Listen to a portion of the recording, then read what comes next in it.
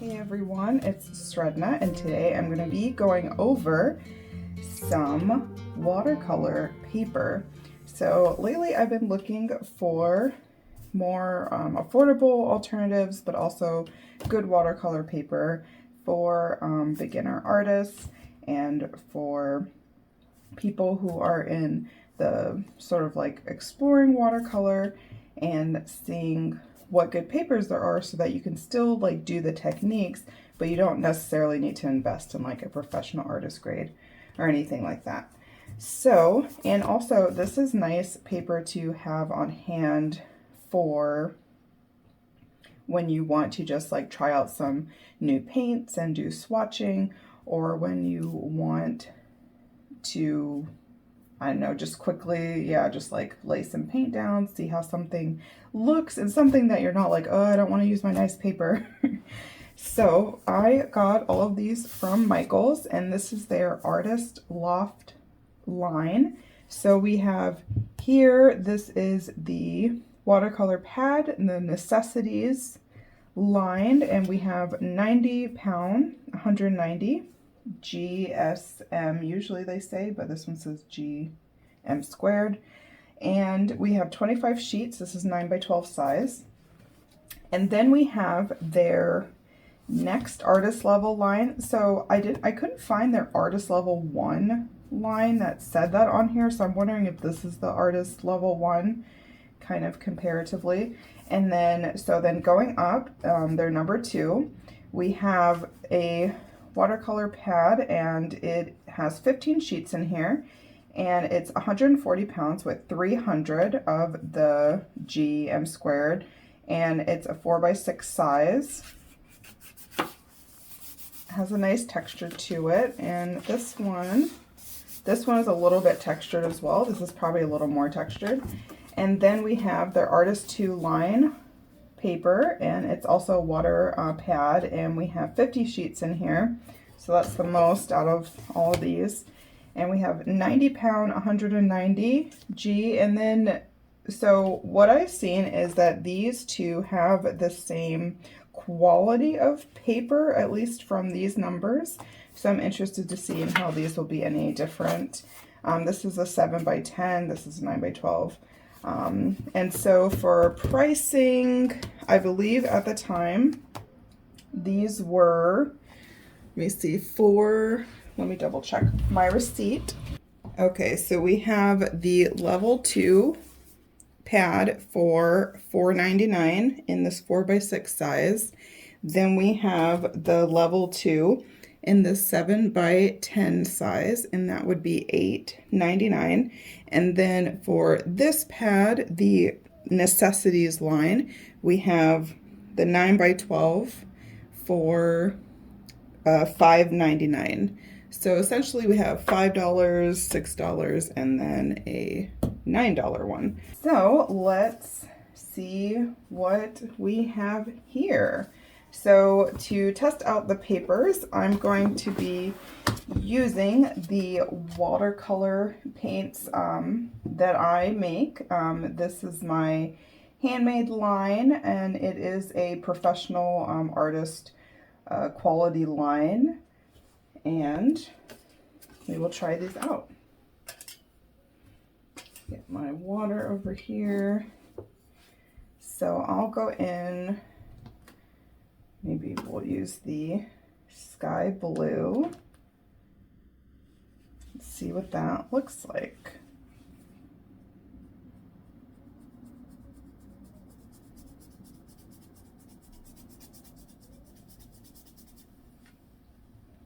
Okay, very nice. So what I noticed about this one is you can see the texture appearing through the page, which I do like, and it seemed to glide across it pretty easily.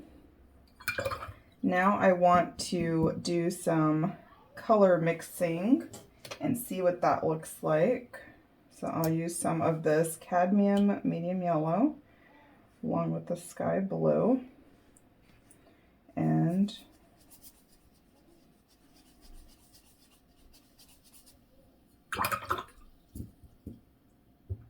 See if we can get a nice green there. Oh, okay, yes, right away.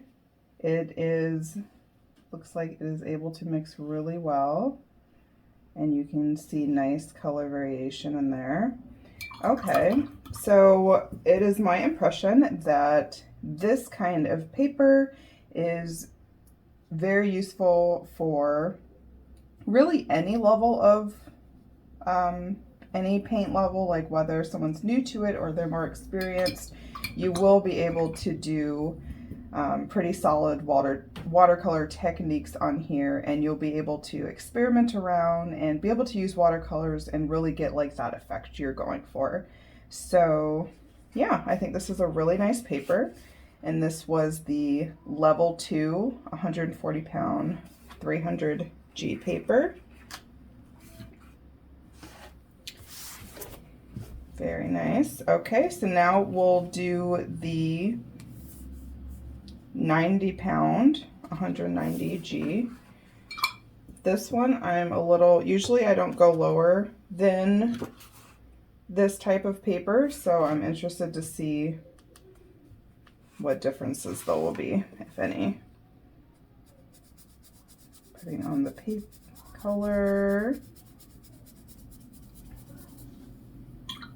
Okay.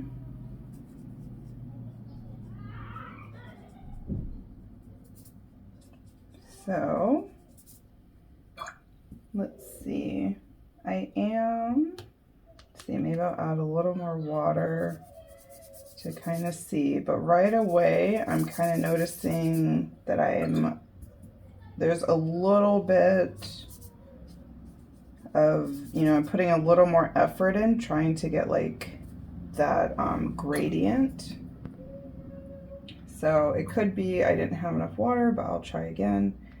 Now my brush up, plenty of water. There's a little more, let's see, just lightening up my touch. Okay, so I think, I've tried, try and do this 3 times. So what I'm noticing with this kind of paper is that as my brush is going along, there's a little bit of like resistance, like whereas this paper was, I could just glide along the top and it was like very smooth and you're able to see the different variations of color. For this one, I was trying to do the same thing, but my brush was sort of like stopping, like maybe getting like hooked on the paper, so it wasn't quite on top of it. And then as I'm trying to spread it out, it kind of just wanted to stop the paint, and then I tried to like re-wet it to get some more gradation. And here, I definitely know I had plenty of water, but it was still getting a bit caught in the paper. So I do think this kind of paper is going to be a bit maybe more of like maybe more of a hobbyist level. I would consider this paper more of like a student to professional level, and then I would say this paper is more of a hobby one. Like you might not be able to do all the techniques. You can still draw and stuff and be fine, but you might not be able to do everything that maybe you would want to do, maybe that you're learning in like school, or that you're trying to do some other techniques. Let's see how that is kind of blending.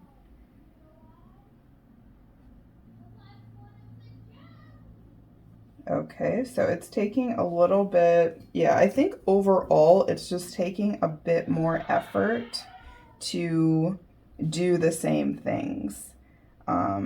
Yeah, so I would say it's okay, but it is more of a, yeah, just more of a hobby paper. I mean, you can still get some nice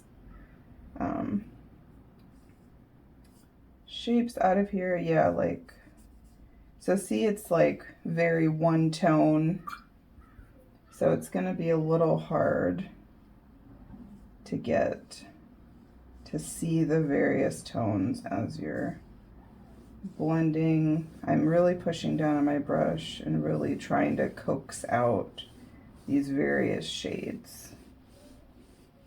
but it is possible. There's some papers where it's just not even possible. So you can see it's slight.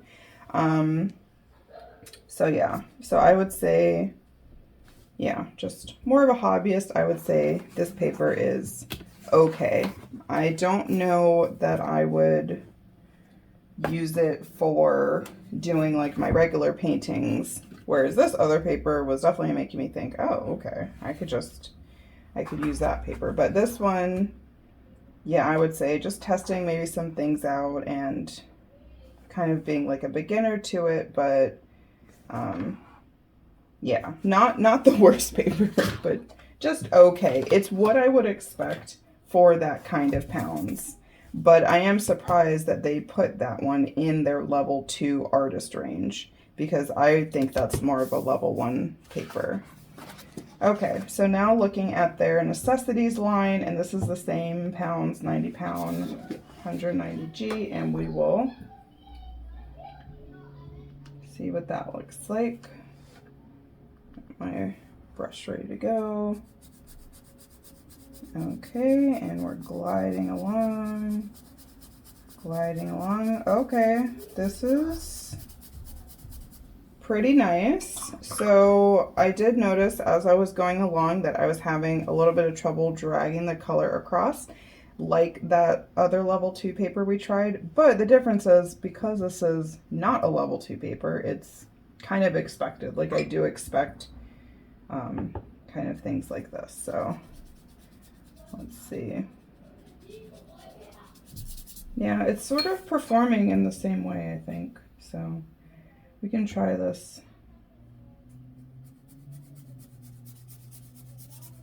Yellow. I mean, I still do get some gradation, so that is nice. But yeah, it may just have to be coaxed out a bit. And now we'll do a bit of this.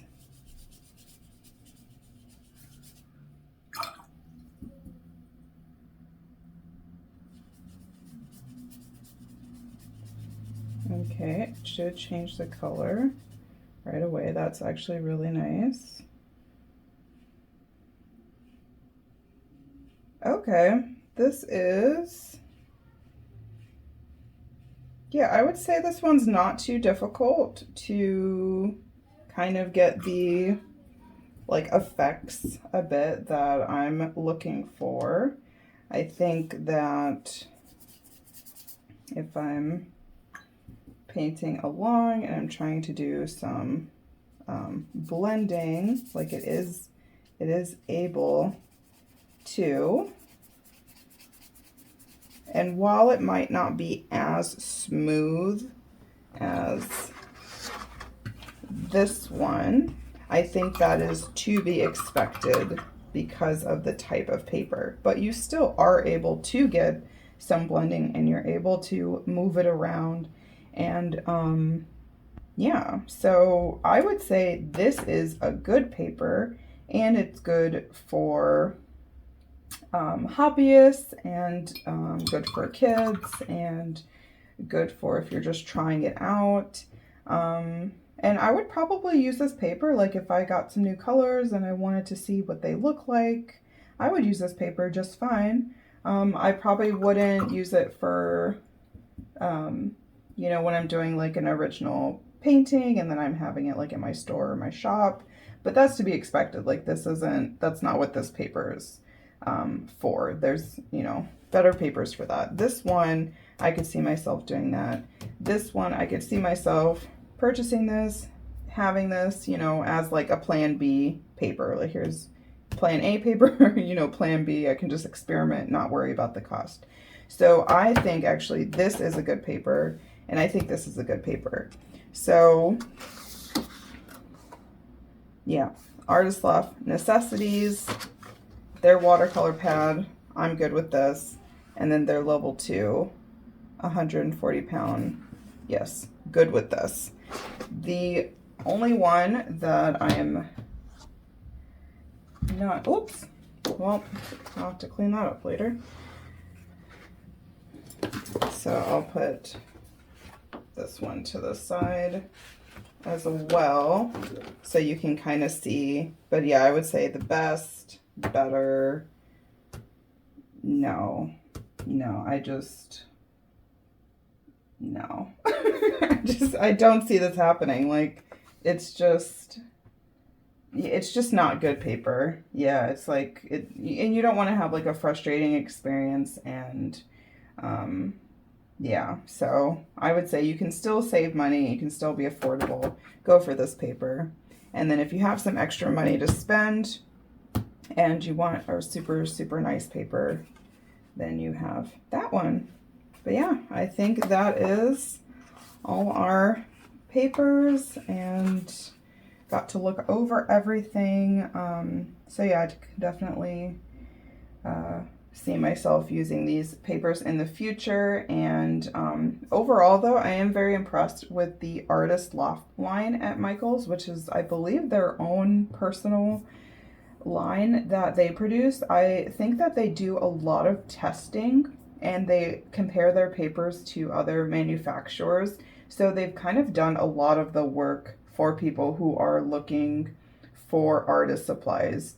So that's why I felt comfortable with just researching things within their own brand, because they do a good job, but it's still good to test various things out so you know if it's a good paper for you. So yeah, thanks so much for watching this review video, and I will have links to these papers in the description below, so be sure to check that out if these kinds of paper are something you'd be interested in. Okay, take care everyone. See you next time. Bye.